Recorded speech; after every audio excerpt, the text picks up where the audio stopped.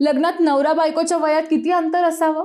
लग्न ठरवताना शिक्षण, नोकरी आणि कुटुंब पाहिलं जातं. पण एक महत्त्वाचा प्रश्न म्हणजे नवरा बायकोच्या वयात किती अंतर असावं? तर मंडळी, आचार्य चाणक्यांच्या मते यशस्वी वैवाहिक जीवनासाठी प्रेम, विश्वास आणि समजूतदारपणासोबतच योग्य वयाचं अंतर असणं महत्त्वाचं असतं.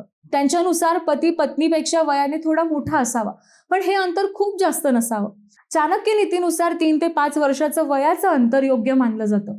यामुळे दोघांचे विचार, आवड निवड आणि जीवनाकडे पाहण्याची दृष्टिकोन अधिक जुळते. त्यामुळे संवाद चांगला राहतो, मतभेद कमी होतात आणि नातं अधिक मजबूत बनतं.